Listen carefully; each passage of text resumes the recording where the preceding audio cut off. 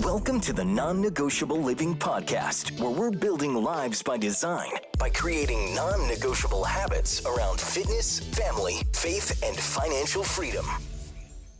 Welcome back to Non Negotiable Living. I'm Ashley, and today we're talking about something incredibly powerful, and it's the impact of your actions on the people around you. As women, many of us are the foundations of our households, and whether we realize it or not, what we do, our habits, our choices, our attitudes, our mindsets, our faith, sets the tone for our families, our workplaces, and even our communities. So your actions have a ripple effect that goes much further than you can imagine. So if you're eating healthy, exercising, building your confidence, I guarantee you it's not just benefiting you, it's inspiring others around you. Whether that be your kids, your spouse, your coworkers, they're going to notice what you're doing, and those small actions can inspire big changes in their lives too.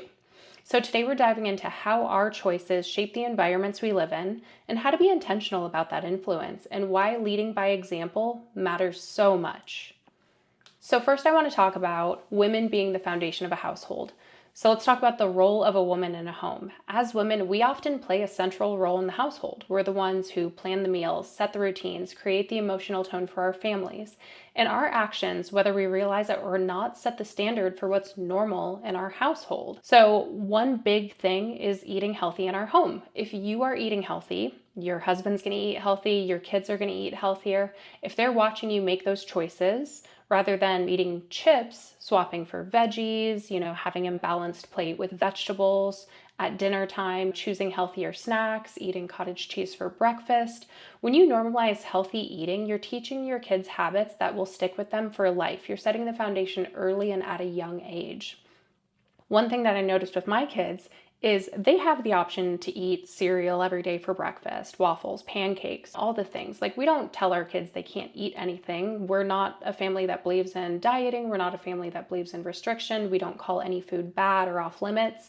We implement balance in our life. And some mornings we'll have the pancakes, the waffles, the cereal with our kids. But 99% of the time, Monday through Friday, my husband and I get up in the morning and we eat cottage cheese. As a result, my 2-year-old daughter loves cottage cheese for breakfast. My son loves eating yogurt for breakfast. So those are things that we didn't tell them they had to do, but they learned by example. The next thing is modeling exercise and activity for your kids. So kids are more likely to exercise if they see you exercising. So if you make fitness a regular part of your life, whether it's going to the gym, going on a walk after dinner, doing yoga in the living room, your kids are going to pick up on that. And they're going to see that movement as normal and a joyful part of life that they want to incorporate. Now, a really good example of this is I don't work out at home. I go to the gym every day while my kids are at school, but they know that mom and dad work out. We talk about exercising. I have a Peloton in my office. I have dumbbells in my office. So they see that. And my 4-year-old son recently told me that he wanted to start doing push-ups. So we've been doing 10 push-ups a day every couple days. He asked if he could start lifting weights so he can be strong like mom and dad.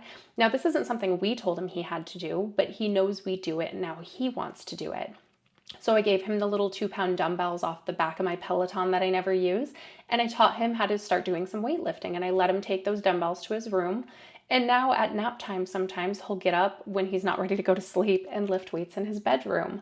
Now, that's not something I ever told him I expect of him or want him to do, but by doing it, I am setting that example for him, and so is my husband. Now, another big one is confidence and self-talk. So the way you talk about yourself matters. If you're constantly criticizing yourself in front of your kids and saying things like, I feel fat, I hate the way I look, those internalized thoughts become messages that your children hear and internalize themselves. But on the flip side, if you're confident, if you're kind to yourself, if you focus on what your body can do and teaching them to do the same, they're going to have a better foundation for self-talk and reflection for themselves.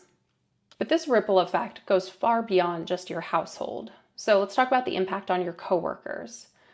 If you're meal prepping and taking healthy lunches to work every day, your coworkers are going to notice. If they're sitting there with fast food every single day, they're struggling with their weight, they're low energy, they don't feel good, and they see you, standing at your standing desk, walking on the walking pad during work, eating healthy food, bringing your meals in, having healthy snacks, they're going to notice, and they might ask questions and feel inspired or even start bringing healthier meals themselves.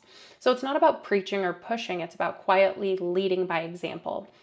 When I used to work in an office in corporate America, I always used to get people asking me, oh, you have a stand-up desk? Interesting. Like, why? Oh, you have a walking pad? Okay, why? Oh, okay, I see you meal prep. Like, how do you do that? What days of the week? Like, what kind of things do you cook? So allow those questions and use that as an opportunity to inspire somebody else who may be struggling with their health and not sure how to start. Also, other healthy habits at work. Are you getting up and walking during your breaks? Are you passing on the snacks in the break room? People notice these small decisions. So it's not just about what you say, it's mainly about what you do. And often your actions are going to inspire others to rethink their own habits. Another big impact that you'll have that you may not even realize is at family gatherings and social events. So are you skipping alcohol at the family gathering? Might feel awkward at first, but over time it can normalize the idea that you don't need to drink to have a good time.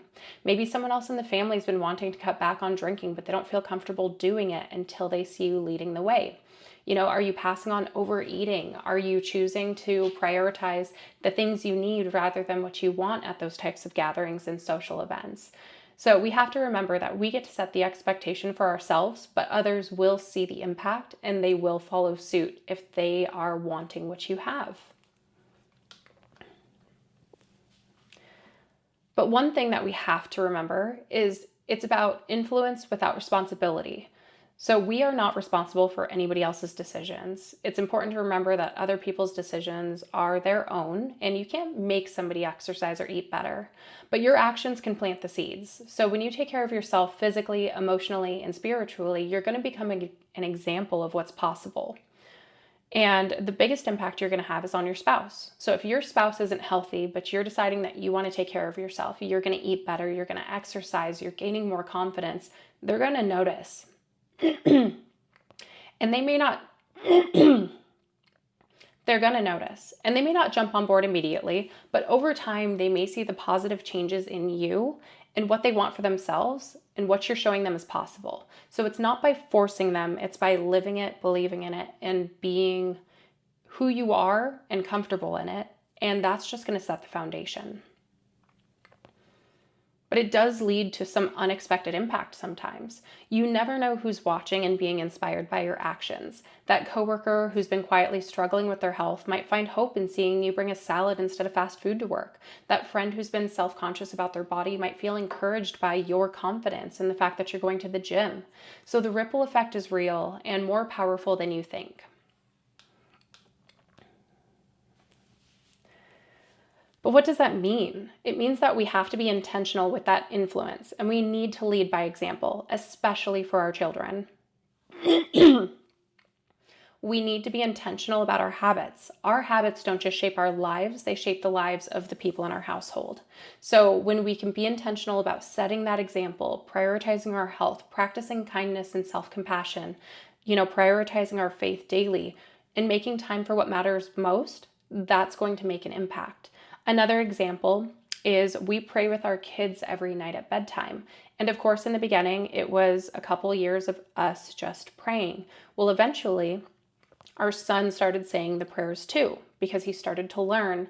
And then eventually we got to the point where we would ask him, do you want to pray as well? And he would start praying on his own for things that he wanted to pray about. Well, now we're at the point with our daughter where she wants to pray now too. And last night, it was actually beautiful. It was the first night she ever prayed by herself, where she said, Lord, I want to pray for XYZ. Amen. And it was short, it was simple, it was beautiful, it was perfect. But it was the first time she did it on her own. In the past, it had been prompted where I say the bedtime prayer. My husband says it with me. Our son says it with us. Our daughter's starting to say it too. And then we recently got to the point that now we ask our son if he wants to pray first. He says a short prayer.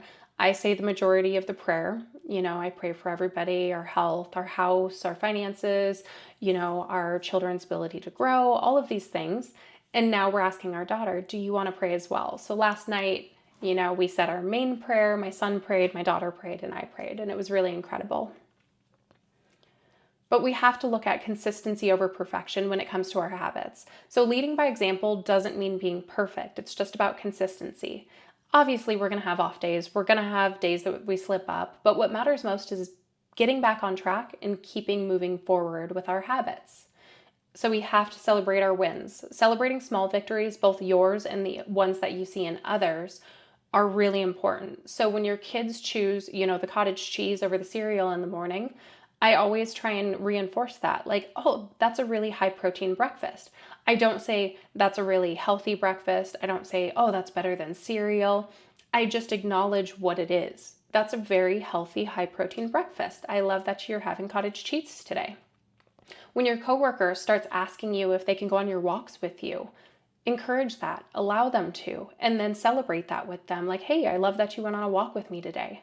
When your husband decides to make something healthy for dinner that he wouldn't have previously because he's seen what you've been buying, give him a pat on the back for that. Like, hey, this was a great healthy dinner. Like, thank you for making this. When your spouse decides that they want to join you on a walk one day after dinner, celebrate that. Say, I'm really glad that you joined us tonight on our walk. This is wonderful. So just make sure to reinforce those habits, not only for yourself, but for others, because it makes a huge impact on their ability to keep doing it and their desire to do so. So make sure you acknowledge those moments. But those are signs that your actions are making an impact on others. So also celebrate that in yourself, that you're making an impact on others that you may not have expected from going on this health journey you're on. But just remember, the way you live your life creates ripples. You might not see the full impact of your actions right now, but trust me, they're there. Your habits, your choices, your mindsets, they're shaping the world around you. Whether it's your kids, your spouse, your coworkers, your friends, you're leading by example every day. So make sure you're setting a good example. But I want to encourage you to be mindful of the foundation you're setting, not just for yourself, but for those around you, especially your children. And again, it's not about being perfect. It's about showing up, making intentional choices, and creating a life that inspires you to grow, to build, to change. So thank you for tuning in to Non Negotiable Living. If this episode resonated with you, I'd love to hear about the positive ripples that you're creating in your life. So please share your thoughts with me on Instagram, on YouTube, and let's keep inspiring each other to live intentionally and impactfully. Until next time, remember, the way you live matters more than you know. Keep up the good work. You got this.